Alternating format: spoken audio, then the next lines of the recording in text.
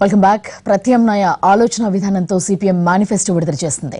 రాజ్యాంగాన్ని పరిరక్షిస్తామని, రైతులకు ఉత్పత్తి వ్యయంపై 50% కనీస మద్దతు ధర ఇస్తామని సిపిఎం హామీ ఇచ్చింది. అందరికీ రేషన్లో భాగంగా 35 కేజీల బియ్యం, 33% మహిళా రిజర్వేషన్ లాంటి కీలక అంశాలు మేనిఫెస్టోలో ఉన్నాయి. కనీస వేతనం 18,000 వచ్చేలా చర్యలు తీసుకుంటామని, వైద్యం కోసం జీడీపీలో 5% కేటాయిస్తామని హామీ ఇచ్చింది సిపిఎం. జీడీపీలో 6% విద్యకు కేటాయిస్తామని, తప్పనిసరి పని హక్కు తీసుకొస్తామని స్పష్టం చేసింది. నిరుద్యోగ భృతి ఇస్తామని, వృద్ధాప్య పెన్షన్ నెలకు 6,000 ఇస్తామని ప్రకటించింది. ప్రభుత్వ రంగ సంస్థల్ని పరిరక్షిస్తామని, ప్రైవేట్ సంస్థల్లో రిజర్వేషన్ కల్పిస్తామని, కార్పొరేట్ కంపెనీల నుంచి వెల్త్ ట్యాక్స్ వసూలు చేస్తామని చెప్పింది సిపిఎం. ఎన్నికల సంస్కరణలను తీసుకొచ్చి పార్టీలకు స్టేట్ ఫండింగ్ చేస్తామని ప్రామిస్ చేసింది సిపిఎం.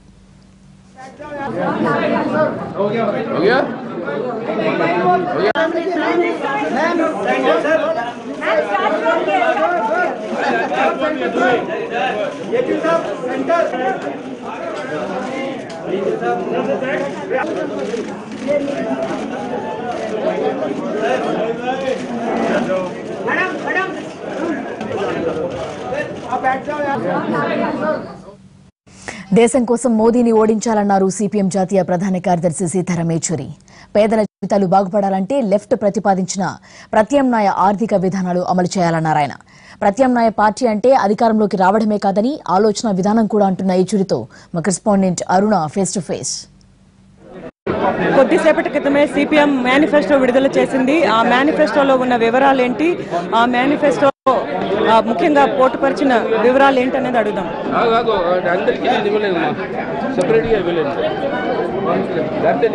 మేనిఫెస్టోలో ముఖ్యమైన అంశం ప్రజల యొక్క బ్రతుకు తెరువుని మేము మెరుగు చేస్తాము.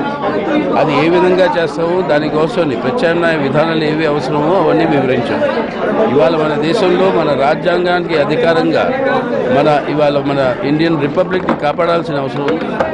రెండో వైపు నుంచి దాన్ని బలపరుచుకుంటూ ప్రజలకి బ్రతుకు తెరువు అది మెరుగు చేయాల్సిన అవసరం. అవి రెండు సాధ్యం. ఇవి ఈ ప్రత్యామ్నాయ విధానాలకి ఆధారంగా.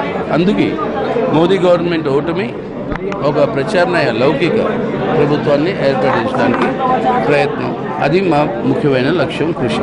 మీరు పాలసీలు అంటారు, ప్రత్యామ్నాయం అంటారు, కానీ ఒక ప్రత్యామ్నాయ పార్టీగా ఎదగలేదు. దీని గురించి మీరేమంటారు? ప్రత్యామ్నాయ పార్టీగా అంటే కూటమి రాలేదంట.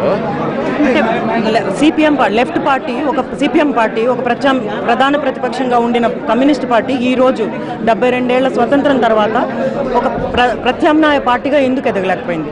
ప్రత్యామ్నాయ పార్టీలాగా ఎదుగుతుంది. అందుకోసం మేము చెప్పిన మాటలు వినాల్సి వస్తుంది. ఇవాళ మా ఉద్యమాల వల్ల వేసిన ఎజెండా ఇవాళ దేశంలో ఒక్క పార్టీ లేదు. ఏదైతే మేము ఎత్తిన ఇష్యూస్ని దాన్ని మినహాయించి వాళ్ళ రాజకీయాలు ఇవాళ నడుపుతున్నారు.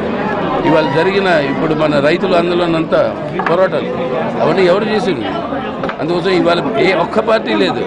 ఏదైతే ఇవాళ మన ఆ సంక్షోభం ఏదైతే మన రైతాంగంలో ఉందో ఆ సంక్షోభం ముందుకు తీసుకువచ్చేస్తే అది సెంట్రల్గా ఇప్పుడు సెంట్రల్ ఎజెండా అవ్వడం అది లెఫ్ట్ ఇన్ఫ్లుయెన్స్ చేసింది. ప్రత్యామ్నాయం అంటే ఉట్టి ప్రత్యామ్నాయం ఎన్నికలు గెలిచి ప్రభుత్వం చేసి దాని తర్వాత లూట్ చేయడం కాదు.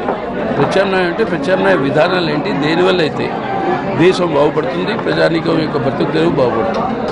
ఇప్పుడు ఆంధ్రప్రదేశ్ని కనుక తీసుకున్నట్లయితే మీరు ఒకసారి కాంగ్రెస్ పార్టీతో జతకట్టడం జరిగింది, ఒకసారి టీడీపీతో జతకట్టడం జరిగింది, జనసేనతో జతకట్టడం జరిగింది. అసలు మీకుగా ఒక పార్టీగా ఆంధ్రప్రదేశ్లో ఎందుకు ఎమర్జ్ కాలేకపోతున్నారు? మీకు సతాయిస్తున్న సమస్యలు అది అక్కడ ఆంధ్రాలో మా రాష్ట్ర కమిటీ అవి దాన్ని వివరిస్తుంది. ఆ డీటెయిల్స్ ఏంటో, ఆ సమస్యలు ఏంటో. ప్రస్తుతం మేము ఇవాళ మాట్లాడేది మా సెంట్రల్ మేనిఫెస్టో ఏంటి, పార్టీ సమస్యలు, పార్టీ అందరూ ఉన్న సమస్యలు, లేకపోతే ఆ ప్రాబ్లమ్స్ ఏమి ఉన్నాయో వాటి పరిష్కారం ఎలా దొరుకుతుందో అవి పార్టీ కమిటీస్ చేస్తాయి. ఇది కాదు అవకాశం వాటి గురించి ఇక వాయనాడ్కి సంబంధించి అక్కడ రాహుల్ గాంధీ కంటెస్ట్ చేస్తారు చేస్తాడో లేదో వాళ్ళని ప్రకటించండి. మా ఉద్దేశం, మా ప్రయారిటీ ఇవాళ బీజేపీ మోదీ ప్రభుత్వాన్ని ఓడించాలి. అది దేశం కోసం అవసరం, దేశాన్ని కాపాడుకోవాలి. ఆ దేశంలో ప్రజలకి మెరుగు చేయడానికి ఒక ప్రత్యామ్నాయ విధానాన్ని తీసుకురావాలి. అది మేము కోరుతున్నాం. కాంగ్రెస్ ప్రయారిటీస్ ఏంటో వాళ్ళు చెప్పనివ్వండి.